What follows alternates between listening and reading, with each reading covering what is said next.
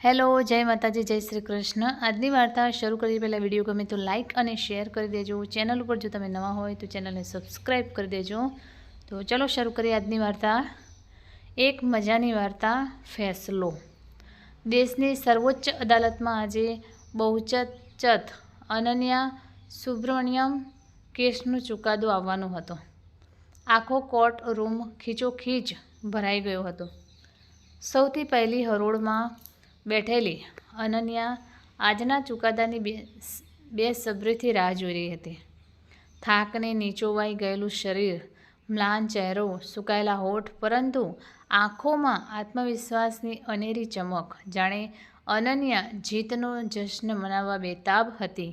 કારણ આત્મસન્માનની આ કપરી લડાઈમાં અનન્યાએ પોતાના જીવનના કિંમતી વર્ષો, મૂલ્યવાન કારકિર્દી, અગણિત અમૂલ્ય વસ્તુઓને દાવ ઉપર લગાવી દીધી હતી। પરંતુ અનન્યા દ્રઢ નિશ્ચયી હતી। એના જીવનના મધદરિયે જે તોફાન આવ્યું હતું એમાંથી સાગોપાંગ પાર ઉતરવા માટે, તોફાની તત્વોનો નાશ કરવા માટે અને બીજી કેટલીય અનન્યાઓને આવા તોફાનનો સામનો કરવા માટેના હંફ અને માર્ગદર્શન આપવા માટે કોર્ટનો ચુકાદો એની લડતનો છેલ્લો પડાવ હતો। અનન્યાના જીવનમાં આવેલા ઝંઝાવાતે એના શાંત અને સૌમ્ય અસ્તિત્વ ઓગાળીને એને એક લડાયક યોદ્ધો બનાવી દીધી હતી। છતાંય સંઘર્ષ અને પીડાના કપરા 8 વર્ષ અનન્યા માટે ભૂલી શકાય એવા ક્યાં હતા? અનન્યા અને પ્રશાંત બેંગલુરુ સ્થિત પ્રખ્યાત IT કંપનીમાં નોકરી કરતા હતા। કોમ્પ્યુટર એન્જિનિયરિંગના અભ્યાસ દરમિયાન થયેલી દોસ્તી પ્રેમમાં અને ત્યારબાદ પરિણમી હતી। દાંપત્ય જીવનના બાગમાં 2 જોડકા ફૂલ પણ ખીલ્યા હતા। અનન્યા ભણવામાં ઘણી જ હોશિયાર, બુદ્ધિશાળી અને મહેનતુ। પ્રશાંત અને અનન્યા એક સાથે નોકરીમાં જોડાયા હતા।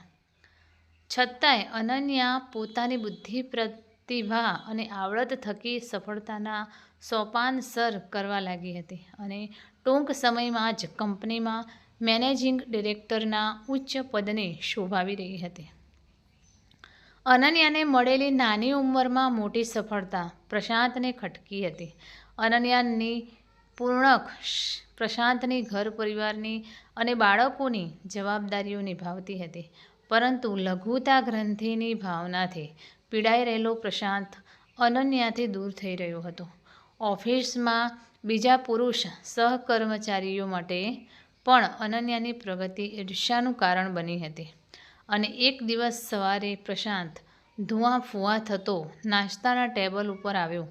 અનન્યા પ્રશાંતના ક્રોધનું કારણ સમજી શકી નહોતી, છતાંય પ્રશાંતને શાંત પાડવાનો પ્રયત્ન કરતાં કહ્યું, પ્રશાંત, ચાલ નાસ્તો કરી લે, પછી ઓફિસ પહોંચવાનું છે ને? હા, તને હવે ઓફિસ સિવાય બીજું કાંઈ સૂઝતું જ નથી, ત્યાં જ ગમે છે તને, પ્રશાંત ધૂંધવાતા બોલ્યો। શું વાત છે પ્રશાંત, આવું વિચિત્ર વર્તન કેમ કરે છે? અનન્યાએ પૂછ્યું। ઓહ, આટલી બધી બેખબર થઈને મને શું પૂછે છે? આ જો તારા ફોટોગ્રાફ્સ। શું છે આ બધું અનન્યા? પ્રશાંતે પોતાના મોબાઈલ ફોનમાં અનન્યાના ફોટોગ્રાફ્સ બતાવ્યા। વોટ? આ શું છે? મારા આવા બીભત્સ ફોટાઓ? કોણે કર્યું આ કામ? તને કોણે મોકલ્યા આ ફોટોગ્રાફ્સ? અનન્યા ફાટી આંખે ફોટાઓ જોતી રહી ગઈ। તે જ કર્યું હશે ને? આ નગ્ન તસવીરો તારી સહમતીથી જ લીધી હશે ને? તારી પ્રસિદ્ધિની, સફળતાની ભૂખનું પરિણામ છે આ, પ્રશાંત, માઇન્ડ યોર ડંક। આ ફોટોગ્રાફ્સ ફોકસ કરવામાં આવ્યા છે। કોઈના દેહ ઉપર મારા ચહેરાના ફોટા બેસાડવામાં આવ્યા છે। એક કોમ્પ્યુટર એન્જિનિયર થઈને આ વાત તું નથી સમજી શકતો?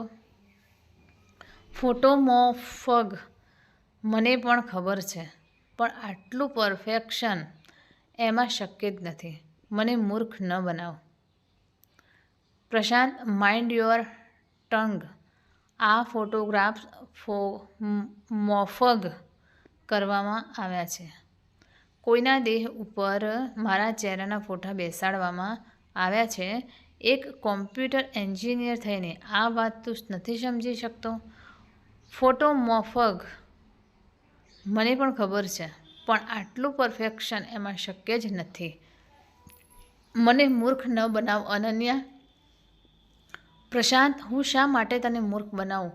તારાથી મારી કઈ વાત છુપી છે? તું જાણે છે ને આ મારો દેહ નથી. તને વિશ્વાસ નથી મારી ઉપર? અનન્યાએ મજબૂત દલીલો કરતાં કહ્યું. પ્રશાંતના મનમાં રહેલી અનન્યા માટેની ઈર્ષ્યાની સમજદારી ઉપર હાવી થઈ રહી હતી. એના વિશ્વાસની ડોર ઢીલી પડી રહી હતી. પોતાના અભદ્ર ફોટોગ્રાફ્સ કરતાં પણ પ્રશાંતના અવિશ્વાસે અનન્યાના ભીતરથી હચ મચાવી મૂકી હતી. એ દિવસે અનન્યાનું ચિત્ત કામમાં ચોંટતું નહોતું. એના મનમાં અનેક સવાલો ઘૂમરાઈ રહ્યા હતા. કોણ છે આ છુપો દુશ્મન જેણે આવું નીચ કામ કર્યું? કઈ વાતનો બદલો લઈ રહ્યો છે? અત્યાર સુધીમાં તો કેટલીય જગ્યાએ આ ફોટાઓ વાયરલ થઈ ચૂક્યા હશે. આ વિચારથી જ અનન્યાને કમકમાં આવી ગયા અને અચાનક જ થોડા વર્ષો પહેલાં બનેલી એક ઘટના એને યાદ આવી ગઈ. ઓફિસના અપ્રામાણિક કર્મચારીઓ દ્વારા કરવામાં આવેલા મોટા નાણાકીય ગોટાળાને કારણે અનન્યાએ અમુક કર્મચારીઓને સસ્પેન્ડ કર્યા હતા. શું અનન્યા સામે એ વાતનો પ્રતિશોધ લેવા માટે આવું નીચ કૃત્ય કરવામાં આવ્યું હતું? એક સ્ત્રીની આબરૂને હથિયાર બનાવવામાં આવી હતી. અનન્યાનો ગુસ્સો જ્વાળામુખી બનીને ફાટ્યો હતો.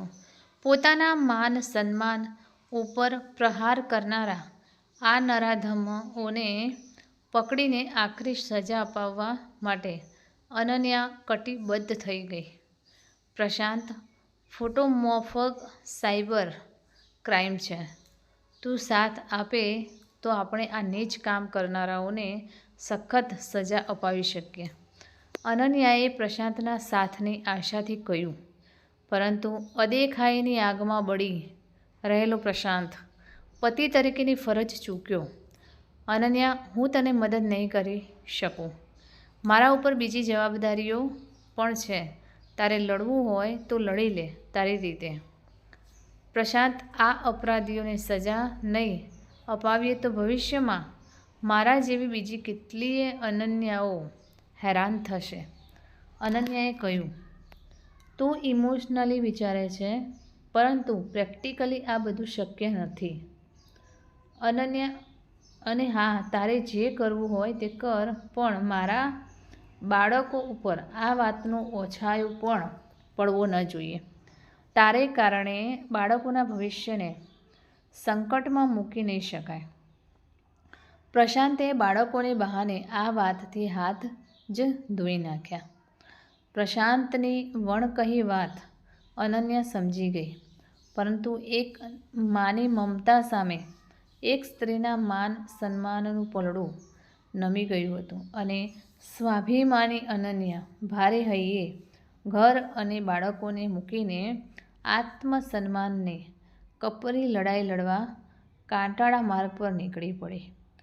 નિબીડ અંધકારને ચીરીને અનન્યાએ હવે સ્વયં માટે ઉજાસ શોધવાનો હતો. હિંમત અને ખુમારીથી ખુદની કેડી કંડારવાની હતી. અનન્યાને સ્થાનિક પોલીસ સ્ટેશનમાં ફરિયાદ નોંધવી અને સાથે સાથે સાયબર ક્રાઇમ ખાતામાં ઉચ્ચ અધિકારીઓને લેખિત અરજી મોકલીને ન્યાયની માગણી કરી. મિનિસ્ટ્રી ઓફ હોમ એફર્સ દ્વારા નિયમિત મહિલાઓ અને બાળકો માટેના સાયબર ક્રાઇમને રોકવા માટેનું વિભાગ ભભૂભમાં પણ ન્યાય મેળવવા અનન્યાએ ઘા નાખ્યો. અપરાધીઓ દ્વારા અનન્યાને બ્લેકમેલ કરવાના પ્રયાસો થયા. એની ઉપર શારીરિક હુમલો કરવાની ધમકીઓ મળી. છતાંય ડર્યા વિના, હાર્યા વિના અનન્યાએ પોતાની લડત ચાલુ રાખી. સંયમ અને ધીરજની પરીક્ષા કરનારા એક દિવસે અનન્યાને ખૂબ મજબૂત બનાવી દીધી. સમાજમાં દાખલો બેસાડવા માટે અનન્યાએ પોતાની લડતને દેશવ્યાપી બનાવી દીધી. અનન્યાએ દરેક સાયબર ક્રાઇમ પીડિતને હિંમત અને દ્રઢ મનોબળ આપવા સોશિયલ મીડિયા પર, ન્યૂઝ ચેનલો પર, અખબાર સામયિકોમાં પોતાને થયેલા અન્યાયને લોકો સમક્ષ મૂક્યો. દેશભરમાંથી અનન્યા તરફી લોકજુવાળ ઉઠ્યો. અંતે પોલીસ અને સાયબર ક્રાઇમ સેલના અધિકારીઓની મદદથી પોતાના અથાગ પ્રયાસોથી અનન્યા અપરાધીઓને શોધવામાં સફળ રહી હતી. ફોટોમોર્ફિક બ્લેકમેલિંગ અને શારીરિક હુમલાની ધમકી જેવા જઘન્ય અપરાધ માટે અનન્યા અપરાધીઓને ઉચ્ચ ન્યાયાલયમાં ઘસડી ગઈ હતી. આજે અનન્યાની સાથે આખો દેશ એની જીત માટે પ્રાર્થના કરી રહ્યો હતો, કામના કરી રહ્યો હતો. કોર્ટમાં જજ સાહેબનો ચુકાદો આવી ચૂક્યો. કોર્ટ અનન્યાના અપરાધીઓને 7 વર્ષની જેલ અને 10 લાખનો દંડ ફટકાર્યો હતો. આજે અનન્યાની નારી શક્તિની, સ્ત્રીના આત્મસન્માનની જીત હતી. હર્ષાશ્રુથી અનન્યાની આંખો ભીંજાઈ રહી હતી. ત્યાં ઉપસ્થિત સહુનું અભિવાદન એ ઝીલી રહી હતી. ત્યારે જ અનન્યાના મોબાઈલમાં પ્રશાંતનો મેસેજ રણક્યો. કોંગ્રેચ્યુલેશન્સ અનન્યા. પરંતુ પ્રશાંતના મેસેજને ગણકાર્યા વગર જ અનન્યા બીજી અનન્યાઓના આત્મસન્માનને રક્ષા કાજે ચાલી નીકળી. તો મિત્રો, આ કહાની અહીંયા સુધી. તો કેવી લાગી તમને કમેન્ટમાં જરૂર જણાવશો. ને વિડીયો ગમ્યો હોય તો લાઈક અને શેર કરી દેજો. ચેનલ ઉપર જો તમે નવા હોય તો ચેનલને સબસ્ક્રાઈબ કરી દેજો. ફરીથી મળીશું આવા જ એક નવા વિડીયો સાથે, વાર્તા સાથે. ત્યાં સુધી જય માતાજી, જય શ્રી કૃષ્ણ, હર હર મહાદેવ. Thanks for watching.